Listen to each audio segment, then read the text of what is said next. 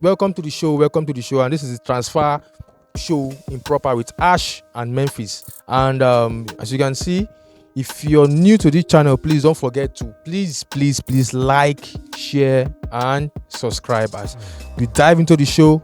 Ash, talking about the transfer show, you can see January transfer period has been on, and we happen to be approaching the near end of the transfer window. And Arsenal as a football club in which we are much more concerned on, has not done a particular deal in the January transfer window. No incomings, no outgoings. Ash, what do you perceive to be the problem at this junction? Let me speak like an Arsenal chairman. The problem is the amount of money spent during the summer.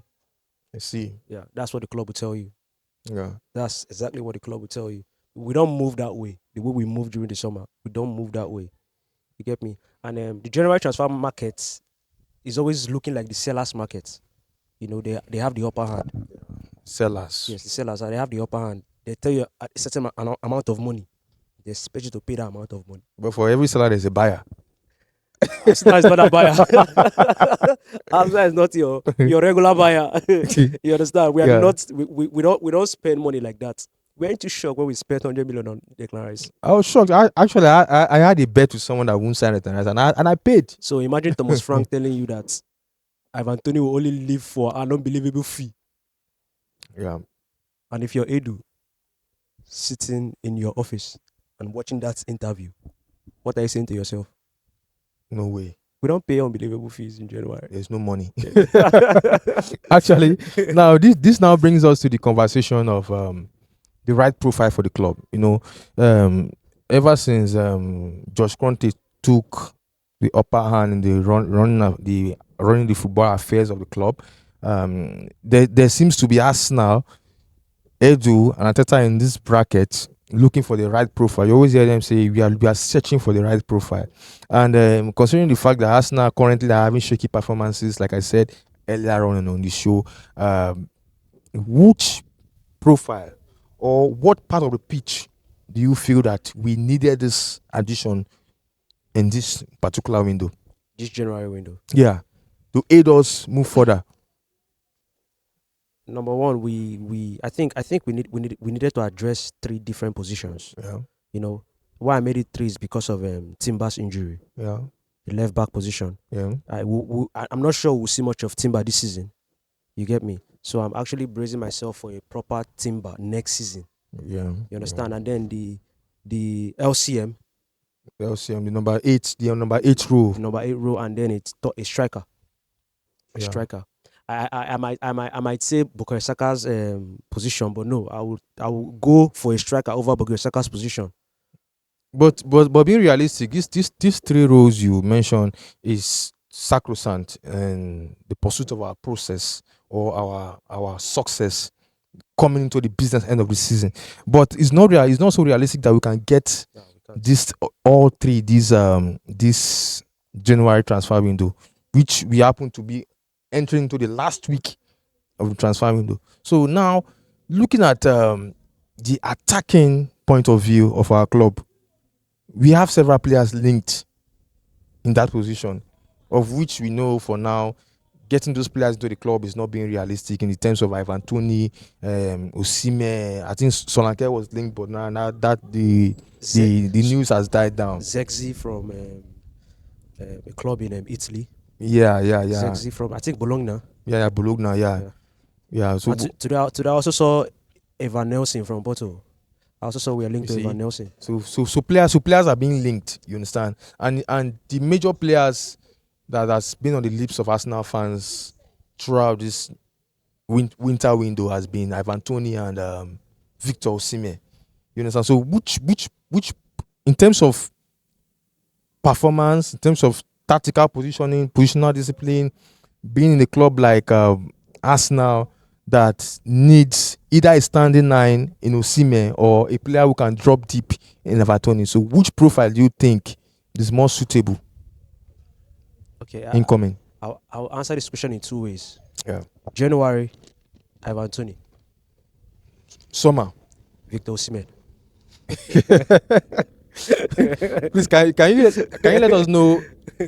Can you let us know your thoughts on that? Like, what's brought about that? January Statement. signings are like, you need, when you're making signings in January, you need Yeah. players to come in and just hit the ground running immediately.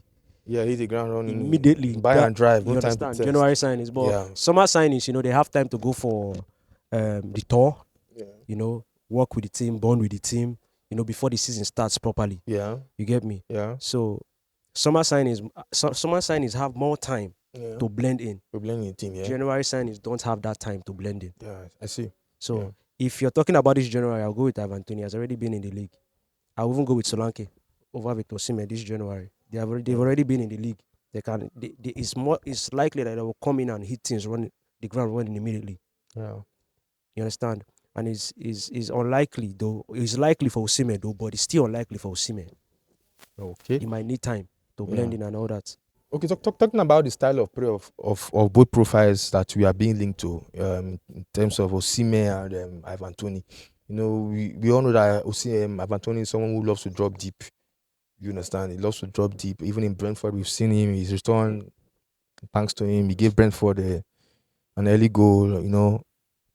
A certain Osimhen who loves to run. Just give him the ball, and he will run. Which profile do you think the club needs more in terms of solving our lack of finishing, or not getting that iconic number 9 ever since Aubameyang left the club? It depends on how you want to play. You get me? If I have an Osimhen, I cannot play like I have a Jesus on the pitch. Yeah. Or I cannot play like I have an Avantoni on the pitch. If I have an Osimhen, I'll play like I have Haaland on the pitch. Yeah.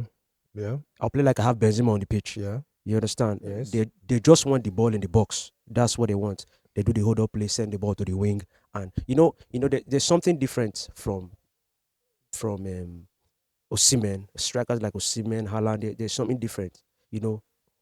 When the ball is coming with their back is actually facing their opponent's goalpost. Yes. Once they get the ball, they drop it, and you see them immediately. They turn and they're on the run immediately to the opponent's box. Yeah.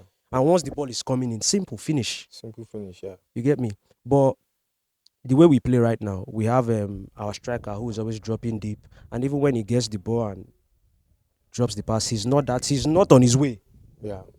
You understand? He's not on his way. He's not even there. He's not there. You get me? So it depends on how you want to play. If I get an Osimhen, I won't play the way I would play if I have an Ivan Toney or a Gabriel Jesus. If I get an Ivan Toney, I can play the way I play when I have a Gabriel Jesus on the pitch, because Ivan Toney also drops deep. But I think there seem to be some Arsenal fans that will argue with you that Ivan Toney will not drop deep. Ivan Toney will just it depends on how you want him to play. But in Brentford, we've not seen such positional discipline from him, being that lone striker that you want to always build the team around. Now, I want to ask now, can you build the team around Toney? Yes. Can you build the team around Osimhen? Yes. What if I disagree with you that you can't build the team around Toney? It depends. It depends. It depends on the building you're talking about. You can build your team around Toney. He can win you area balls. He can do hold up play. He can drop deep. You understand? So you can actually build your team around him, and then he can score goals. Yeah, he can do all these things, but in terms of the style of play, the system,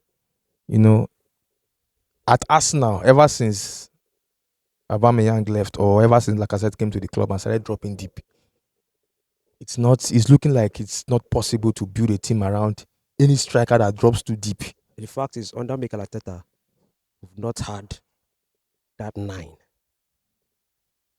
That's just it. And that that's why I'm arguing that we cannot build this team around Ivan Toney. Fine, but because personally I see it in a way that if he joins the club, even if being now summer, we just be a regular. We just be playing our regular Arsenal football teamwork. Anybody can score. Oh, the boys with Toney has scored. Yeah, he has scored a free kick. He has scored a header. But when you build a team around the player, even at Man City, we have seen it that De Bruyne can score goals on his own. We have seen it even after his return. He's on his debut. After his return, he scored. He assisted against Newcastle. He just came into the game. Yeah, he scored. Not up to 2 minutes, he scored. But now you see that when a player like Haaland, whereby a a manager can boldly build his team around, you see players like De Bruyne giving up all the goals that they can score, finding Haaland's head. Now they can't find Haaland's head when he's at the middle of the pitch. That's just it. And being at Arsenal, being at a different pressure, I personally think you can't always build around Tony at Arsenal. That's if he keeps dropping deep. But that's why I say it boils down to the way you want to play as a manager. Yeah. You get me? If you get a striker and you want him to drop deep, down to tactics. If you get a striker and you don't want him to drop deep, still down to tactics. It's simple instruction. Okay. Now let's move further on the show. Let's talk about the FFP situation at Arsenal and the restriction. I think there seems to be some restrictions, making Arsenal to not dive into the January transfer window properly, and it seems we've not been able to balance the book so far for the FFP profitability rules and regulations. You understand? We had players come to the club during the summer, and the outgoings have not really been balanced. Check, and with certain players linked to leaving the club, and Nketiah is on the list, and Cedric is on the list, and there seem not to be a turning point for these players to leave. Now, I want to ask, why is it always hard for us now to let players go? Is there something wrong? Because I've seen clubs like, I've seen smaller clubs let their waste go, or players who are not profitable to them go. With even bigger, like for instance, now we saw a team and the summer getting one of their worst players go for a big price. I won't mention the name, but but why is it always hard for us now to let these players go, for us to balance our books, yet we see them terminating their contracts? Like in Nketiah, for instance, now Nketiah has shown some cameos over the past 2 seasons, ever since he got his breakthrough and ever since Arteta apologized and found favor in his eyes, you understand? But he's still valued around 20 to 30 million by Crystal Palace, which is supposed to be more, which we all know that some average players are being overpriced more than this amount. Why is it different when it comes to Arsenal? I think some Arsenal fans watching this show will really understand where I'm coming from this point of view. See, to be honest with you, let me be honest with you. I know that you might be looking at other players, other clubs selling their players. I was selling Nketiah for 35 million. And walk away. I was selling Nketiah for 35 million and walk away. You get me? That's why I keep telling you that it boils to the funds. Now you're holding on to Nketiah, hoping to recoup more money from the sale of Nketiah because you want to have more available funds to go in for another striker. Exactly. That's why you want to recoup more money. But if you have the funds already, you will let Nketiah go and go get somebody else. Letting Nketiah go, yeah, true. But do you really want to say it's down to the fact that there's no money, or it's down to the fact that the club wants to really balance the books, as FFP is being on the center stage? If FFP is on the center stage, what you have to do is sell to buy. Exactly. That's what you have to do. It's simple. But sell to buy. but the club now is telling you that Nketiah words are very powerful when it comes to football and how you see it. The club now is telling you that Nketiah is very important. Doesn't that tell you that the club is telling their potential buyers that, look, what you're bringing in for this particular player is not suitable for what we value this particular player? And the club is not desperate to sell Nketiah at this point in time till we get another striker. Because he's an important player. They've told you. They've told you. For me, actually, as a fan who want to see this club move forward, you understand? And as a fan who want to see success in this club, you understand? I will sell Nketiah for 35 million. 35 million? For real though. Like, Crystal Palace only inquired. They just inquired. They did not drop a bid. They just inquired. And immediately they were told he's an important player. You get me? Yeah. So that's why sometimes I be like, man, not spending this January, is it really about FFP? I think FFP is part of it, But is it really about FFP? It's all about balancing the books. Simple. So and no one wants to be punished, especially when they've not won a title. All right.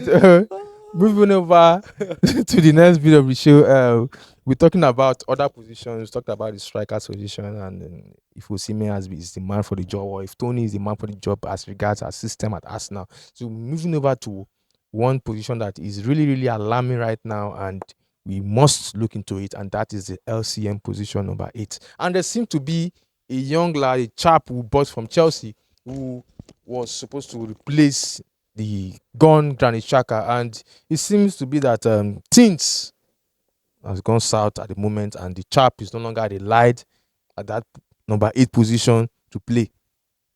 So what do you think should be done, or how do you think we can maneuver this situation, being the fact that this money we spent in the summer was not really justified at that number 8 position?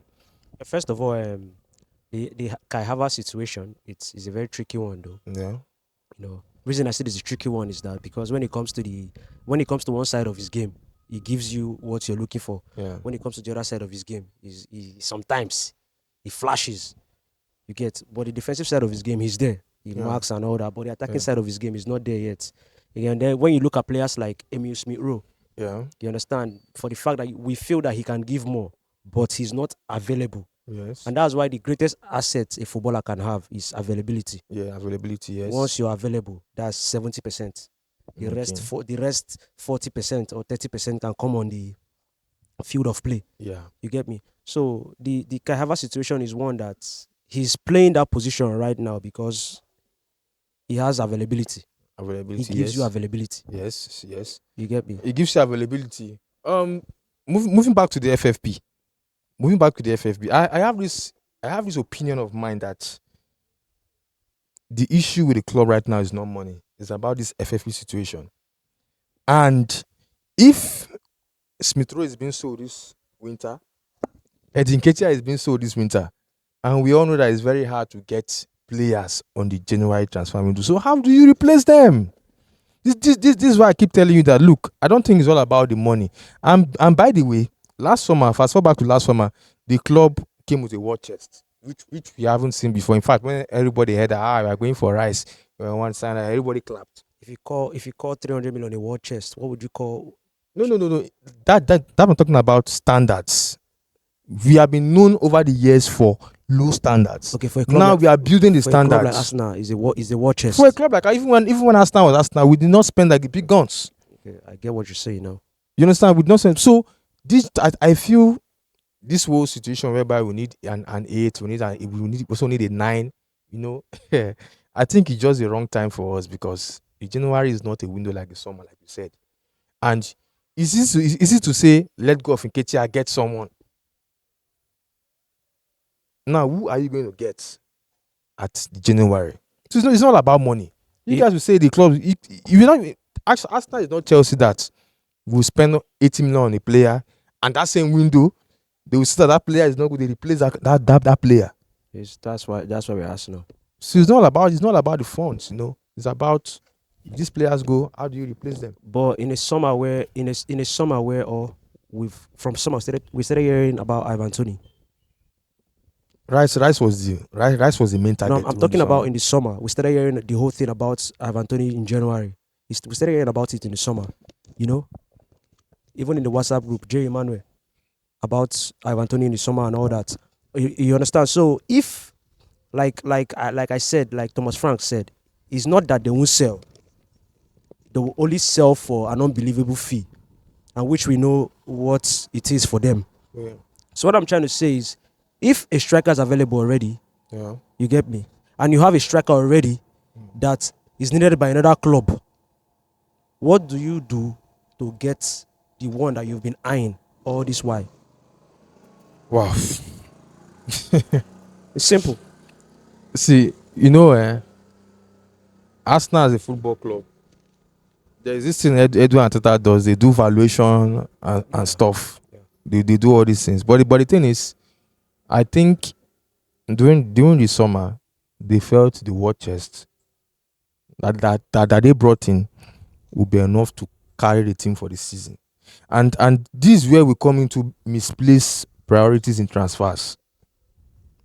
You understand? Misplaced priorities in transfers. I think Arsenal as a football club, we did not really make do with what we had.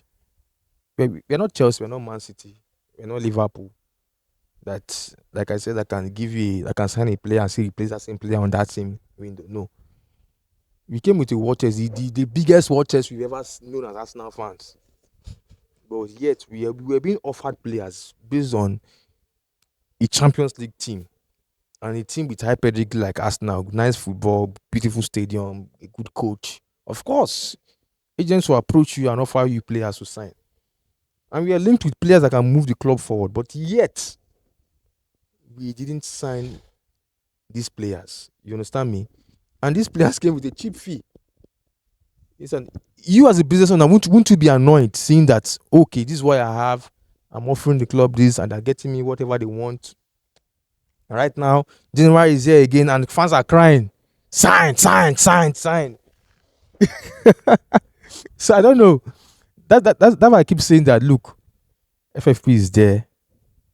The club's with misplaced priorities is also there too, as well. So. But the thing is, Arsenal being a club and the kind of owner we have, you understand, once he gives you money, he has given you money. He's giving you money. He's not like bully. You understand? So you don't expect him to come back. I guess when he released the, like, according to you, war chest during the summer, Yes. that was it for the season. That was it for the season, because the way it's all going now, that was it for the Because season. if you remember, after the war chest, after we finished getting everybody we got from the war chest, we needed to sell to get more if we actually wanted to get. Which I began this show with this same situation right now. When the Kudus link came in, I remember Fabrizio Romano said on cut-off offside, he wrote on cut-off offside saying, if Arsenal will go in for Kudus, we need to sell. Yes, we needed to sell. You understand? So that's why when I look at it, I see it's about the funds. Because even in the summer, we needed to sell the likes of Nketiah and Nelson. At the summer, Nketiah was not for sale. That's what I'm telling you.